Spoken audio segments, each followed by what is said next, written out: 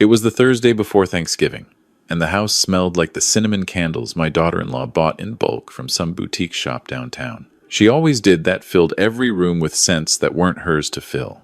I remember standing in the kitchen doorway watching her rearrange the centerpiece I'd had on that dining table for 11 years, the one my wife picked out the autumn before she got sick, and thinking, well, that's just her way.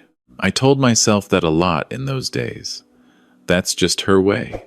That's just how they are. That's just what young people do now. I'm telling you this from Tucson. From a 2-bedroom casita with a courtyard full of succulents, I don't have to water very often, and a view of the mountains that turns pink every evening around 5. I've been here 8 months now, and I want to explain how I got here.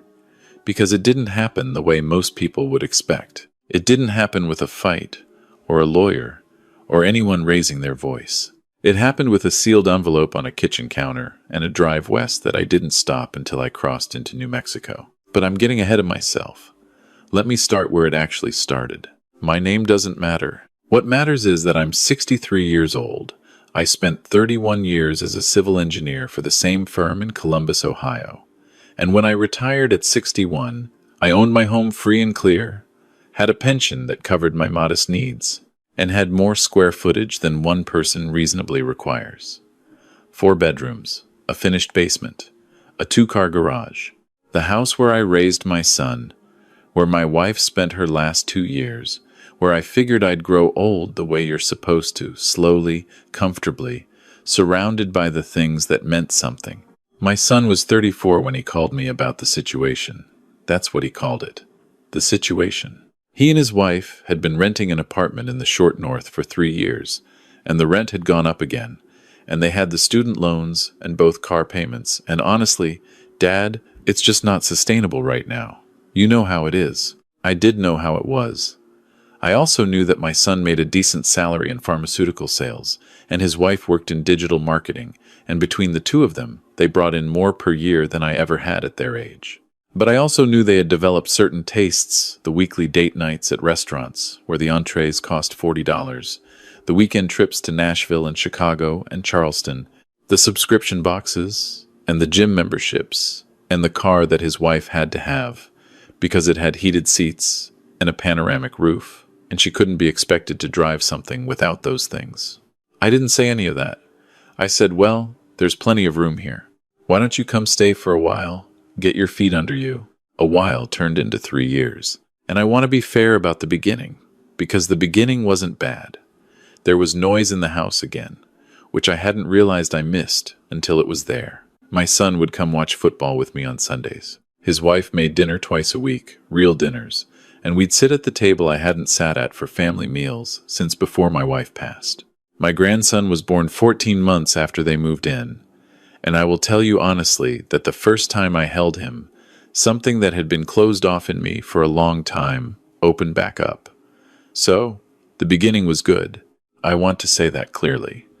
The beginning was good. I also want to say clearly what the arrangement was, because this is where people get confused, and I've replayed it enough times to know exactly what was understood by all parties. They would not be paying rent. That was the gift I was offering, and I offered it freely. What they would do was contribute to the household expenses, groceries, utilities, their share of the internet, and the streaming services. Nothing major. Nothing that would put a dent in their budget. Just participation, the way adults participate in a shared space. For the first 6 months, it worked roughly that way. Then the contributions started slipping. They'd forget to pick up groceries, and I'd end up buying them. The gas bill would come, and somehow the conversation would drift, and I'd pay it. I didn't make a production of it.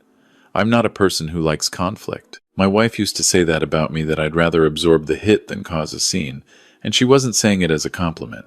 By the end of the first year, I was paying for essentially everything. Groceries, all utilities, the property taxes, the maintenance on the house, and I had begun paying for other things too, quietly, the way you do when you love someone and you don't want to see them struggle. I paid off one of the credit cards when my son mentioned it was killing them. I wrote them a check for $3,200 when the transmission on his wife's car went out, because the warranty had lapsed and they didn't have it. I gave them an envelope with cash inside the Christmas of year 2 without counting it out in front of them, and I knew when I handed it over that they needed it more than I needed whatever I might have done with it. None of this was said aloud. No ledger was kept. I didn't think of it as a ledger. I thought of it the way my father would have thought of it, as what you do for family. You have it and they need it, and that's the whole equation. But something was changing that I didn't want to name. His wife started making comments. Small ones at first. The kind that could always be walked back as a joke or a misunderstanding if you pressed on them. She'd say something about how the house could really use updating, that the kitchen looked a little dated. This while standing in a kitchen she contributed nothing toward maintaining. She'd mention that the baby needed his own proper space, a real nursery, not just the guest room. And she'd say it in a way that implied the guest room's inadequacy was somehow my failing. She started referring to the house in the first person plural, in a way that had a different feeling to it than before. Not our home in the warm sense, our home in the proprietary sense. My son, for his part, started to drift in a way I couldn't quite articulate until much later. He was less present when I was in the room. Conversations shortened. There was a new habit he had of looking at his phone while I was talking, not in a distracted way, but in a deliberate way, a way that communicated he'd made a choice about where his attention was going, and it wasn't toward me. I told myself he was tired. New father, demanding job, long commute. I gave him every benefit of the doubt I had. I want you to understand that I gave them every benefit of the doubt I had. The turning point came the way turning points usually do, not as one dramatic moment, but as the accumulation of 100 small ones that finally reached a weight you can't ignore. It was a Sunday morning in late October. My grandson was 13 months old and was pulling himself up on the furniture and laughing that laugh that babies have where they seem genuinely surprised and delighted by their own existence. I was sitting in the living room, watching him do it, drinking my coffee, and I was happy. I want to say that clearly, too. I was sitting there, and I was genuinely happy. His wife came downstairs, and I said good morning, and she said good morning, and then she said, almost as a continuation of the same sentence, that they'd been thinking about the future, and they really needed to talk about the house. I said, okay. I said, what about it? She sat down across from me and folded her hands the way people do when they've rehearsed what they're about to say. And she told me that they were at a point in their lives where they needed stability, where they needed to know that they were building something, not just renting. Even if they weren't technically renting, it felt that way to them emotionally, she said, because the house wasn't in their name. And with the baby, and thinking about the future, and the school district, and everything, it would just mean so much to them if we could talk about what a path forward might look like in terms of the property. I sat with that for a moment.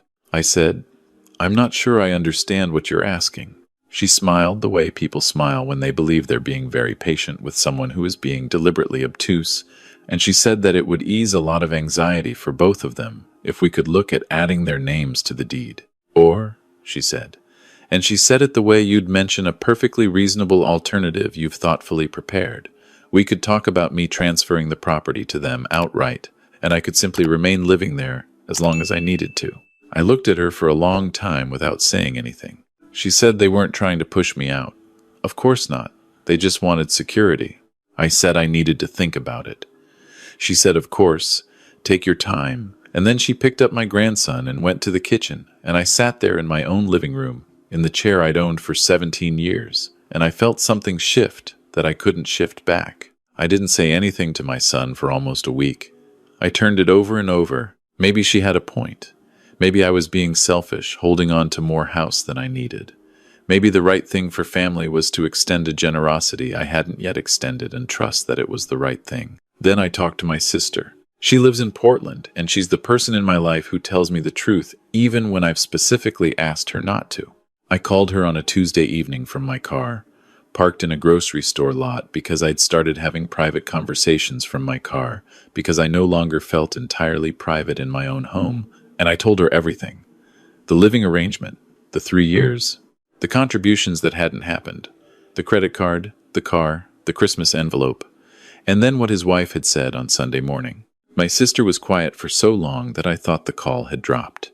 Then she said, "You know what this is, right? You know exactly what this is." I said I wasn't sure. She said, She's already decided it's their house. She's just waiting for the paperwork to catch up. I drove home with that sitting in my chest. Things moved quickly after that, the way things do once you've seen them clearly. I noticed that my son had started referring to what I'd do when I eventually moved somewhere. Not if, when. He'd say things like, when you move somewhere smaller, maybe down south somewhere, you could have a garden. And I'd think, I have a garden. It's right outside.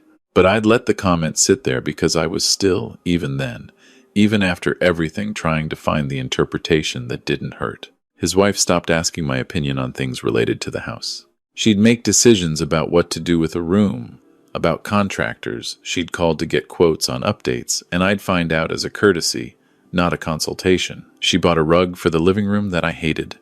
It replaced the rug my wife had picked, which had been there for 8 years and was perfectly fine. The new one was gray and cold, and it changed the whole feeling of the room. I didn't say a word.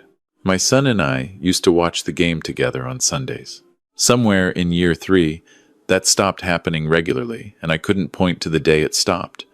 Only that I realized one Sunday I was watching alone, and had been for a while. The baby, my grandson, who was the purest part of all of this, who had nothing to do with any of it, would light up when he saw me, would reach for me, called me something approximating Pop before he could say much else. That was real.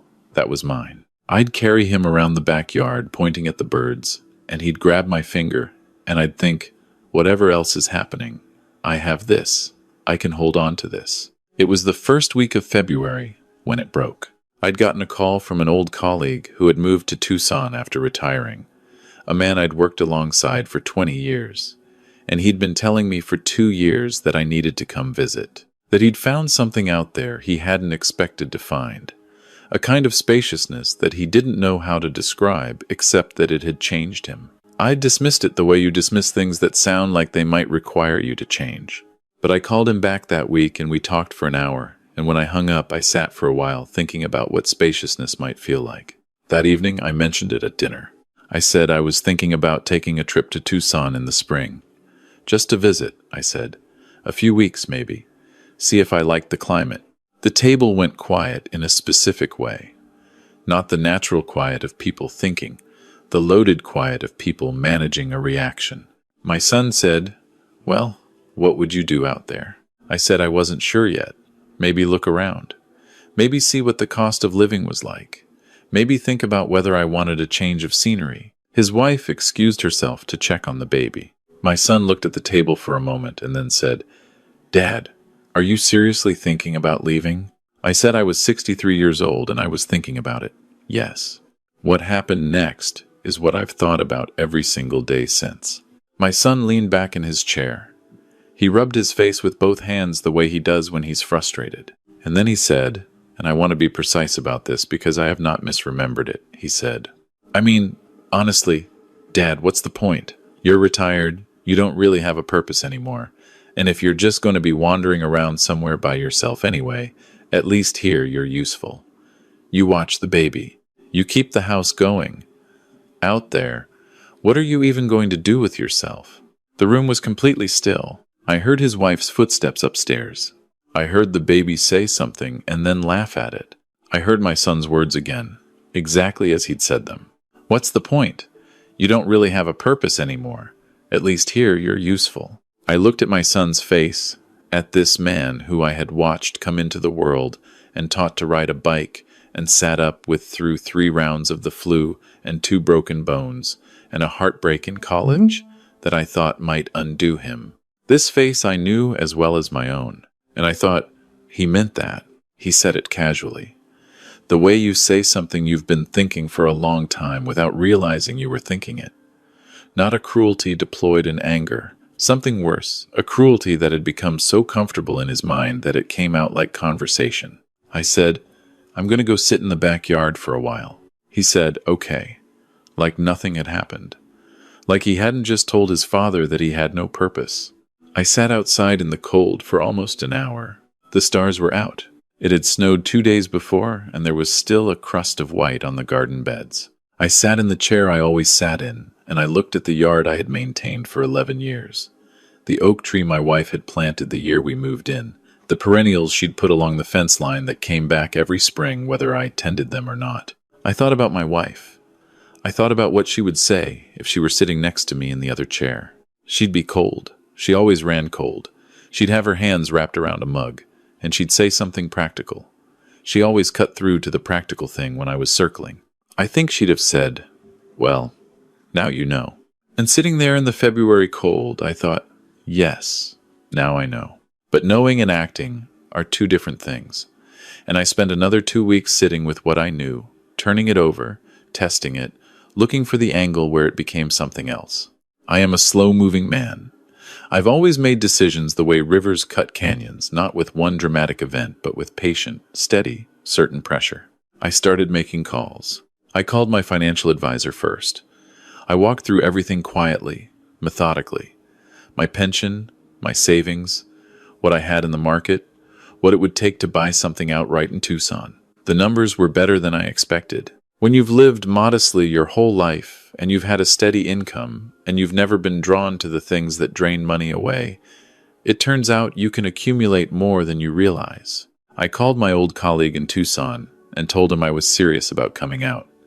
He said, "Good, it's about time," and he started telling me about a neighborhood he liked. I called a real estate attorney, not to do anything yet, just to understand what I had options to do. And then I did something that I've spent a lot of time examining since, because I know it's the part that will confuse people and maybe should confuse me, but I've made peace with it. I pulled up the accounts. My son had 2 car payments and a balance on a credit card that I knew about because he'd mentioned it when he was stressed. What I didn't know was that there was a second card, a larger one, and a personal loan he'd taken out 18 months before that he'd never mentioned to me. I found this out because I asked him directly in the week after that February dinner. In a conversation I kept very casual. I told him I'd been thinking about their financial situation, and I just wanted to understand where they were. He was surprised I asked, but he told me. Maybe he was relieved to tell someone.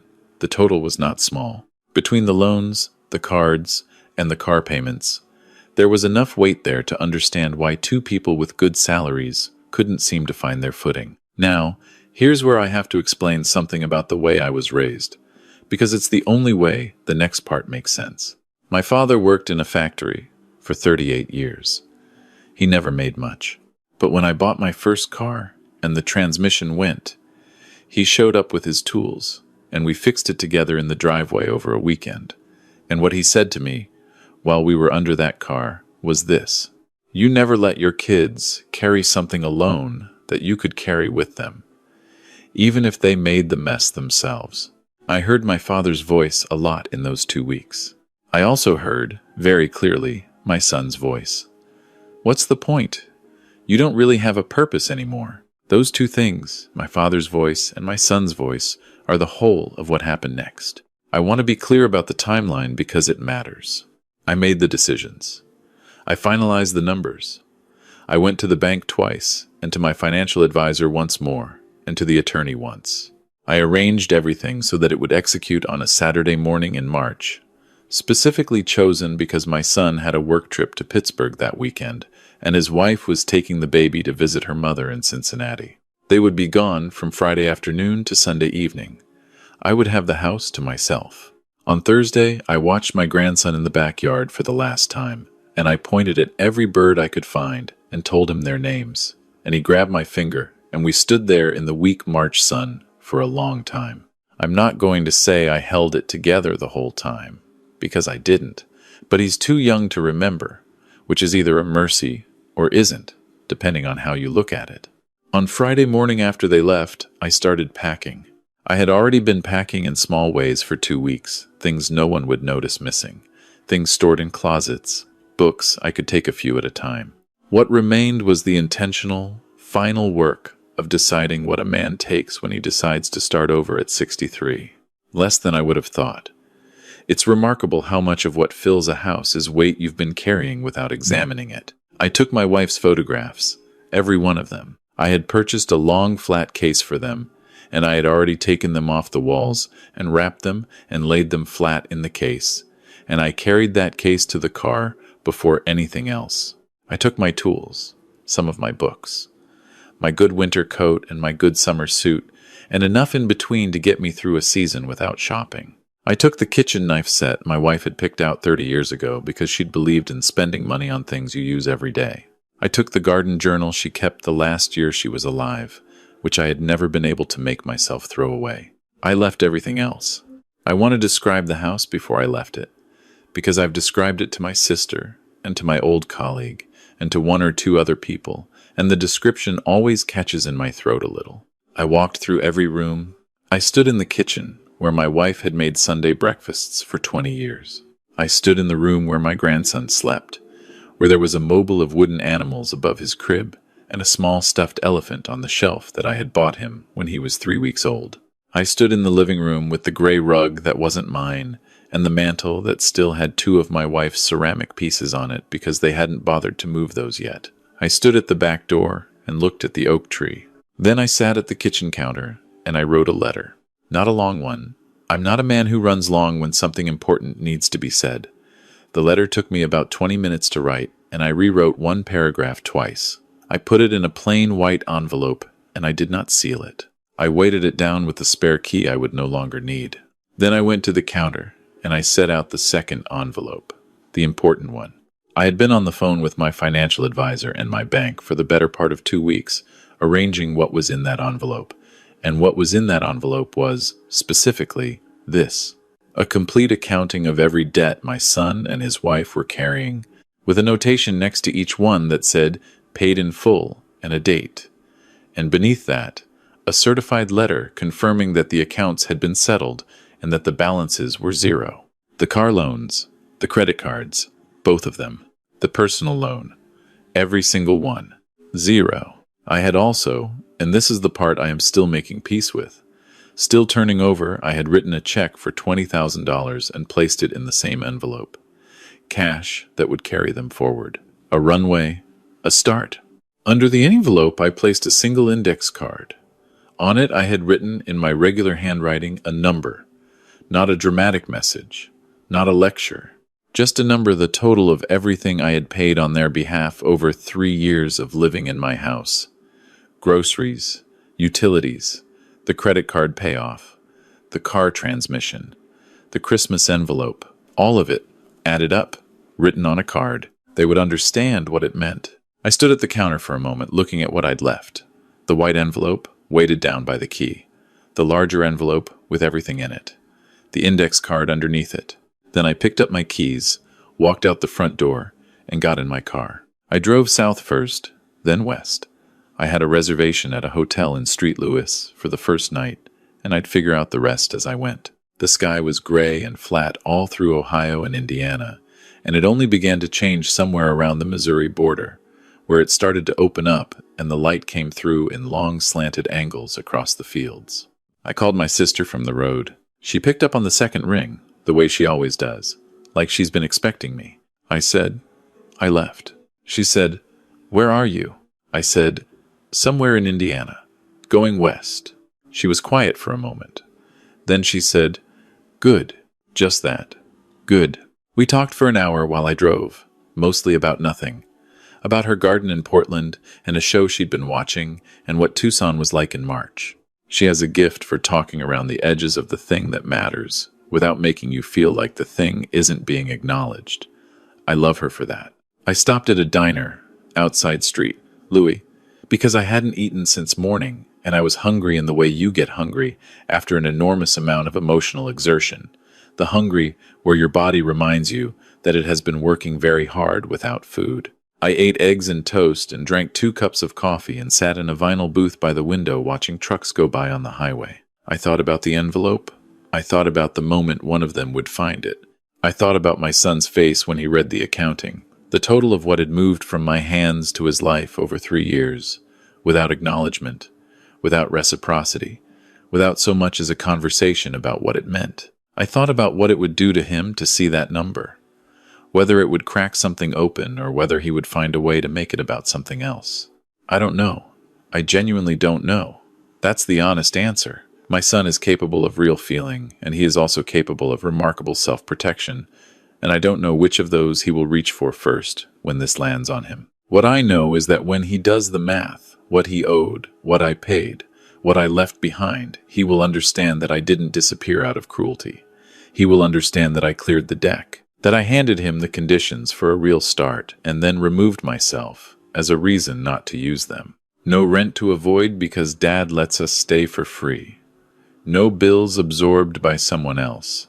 No safety net that makes the falling slightly unreal. Just two adults with good jobs and no debt, and a grandson who deserves to watch his parents build something that actually belongs to them. He will either do that or he won't. That's not my work anymore. I got to Tucson on a Tuesday. My old colleague met me at the casita, which he had helped me find through a contact of his. A woman who manages short-term rentals and knew the owner was willing to negotiate a longer lease. It was small, in a way that felt intentional, rather than insufficient. Tile floors, a ceiling fan in the bedroom, that courtyard, the mountains. He showed me around the neighborhood. We had dinner at a Mexican place he liked, a family operation that had been in the same spot for 30 years. We sat outside because the weather permitted it in a way that Ohio in March never does. And he told me about his first 6 months in Tucson, about the disorientation of it, and then the arrival of the spaciousness he'd tried to describe on the phone. He said it didn't happen all at once. He said one morning he woke up and made coffee and sat in his courtyard and realized he hadn't felt like himself in years, and now he did. I thought about that. I've been here 8 months now, and I think I understand what he meant. Not that it arrived all at once. Not that there aren't hard days. Days when I drive past a park and see a grandfather with his grandson and feel the weight of what I gave up to have this. Because that weight is real. I'm not going to tell you that leaving is clean or simple or that love doesn't complicate every single thing. What I will tell you is this. I have a life here that's mine, that belongs to me in a way I had forgotten was possible. I have my coffee in my courtyard and my mountains going pink at 5 o'clock. I have my colleague, who is turning out to be better company in person than over the phone. I've started doing pro bono consulting work for a nonprofit that does infrastructure projects in rural communities because it turns out that 31 years of civil engineering knowledge has a point, and that point is not contingent on whether your son can see it. My sister is coming in November. She's already asking about hiking trails. I have heard from my son. Not many times, but I have heard from him. The first call came 3 days after I left, and I did not answer it. I let it go to voicemail, and I sat and listened to the message twice before I did anything else. He sounded, I want to be precise about this, he sounded shocked in the specific way of someone who has been operating under a set of assumptions that have suddenly dissolved. Not angry, shocked. There's a difference. He said, Dad, I need to talk to you. Please call me. I didn't call him for 2 weeks.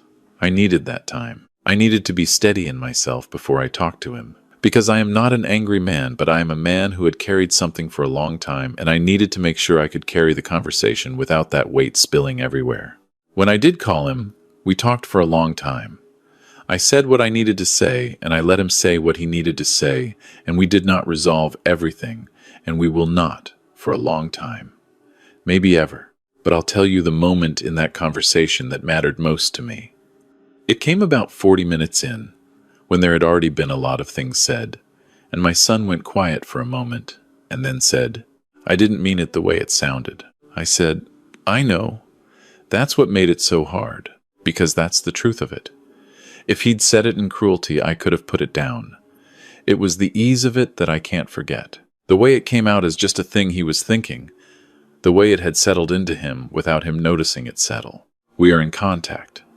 It is careful, and it is not yet comfortable, and there is a long road between here and wherever we end up. I call on my grandson's birthday and on holidays, and his wife said hello to me for the first time without coldness in her voice, about 6 weeks ago, which my sister tells me I should count as progress, and she's probably right. I'll tell you something else, something I've been thinking about a lot out here in my courtyard with the succulents and the mountains going pink.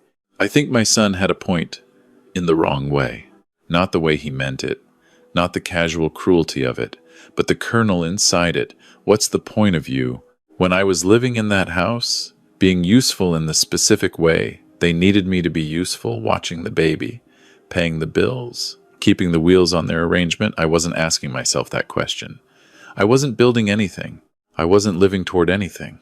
I was maintaining, and maintenance is necessary and good, but it is not a life. So in a terrible, inadvertent way, my son handed me the question I had been avoiding for 2 years of retirement.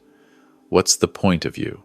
What are you for? And the answer I found here, in this courtyard, in this work I've started, in this friendship that's deepened, in the slow and real process of building something that belongs to me, the answer is not nothing. The answer is considerable. I told you the letter was in a plain white envelope and that I didn't seal it. I want to tell you what was in it, because I think it's the part of this that I'm most certain about, more certain than any of the financial decisions, or the logistics, or the timing. It was 3 paragraphs. The first said, I know that you didn't mean it the way it sounded. I am choosing to believe that, because I have to believe it about my own son. The second said, everything in the other envelope is yours. It always was. I'm sorry it took this shape instead of a better one. The third said, I have a point. I'm going to spend the rest of my life finding out what it is. I hope, when your son is old enough to ask you hard questions, you've done the same. I signed it the way I sign letters. First name only. The succulents need almost nothing. That's the thing about them. They're built for a certain kind of environment that most plants would find hostile. They don't need much water. They don't need rich soil. They need space and sun and the occasional attention of someone who understands what they actually are. I find that I am a little like that. I'm learning to be.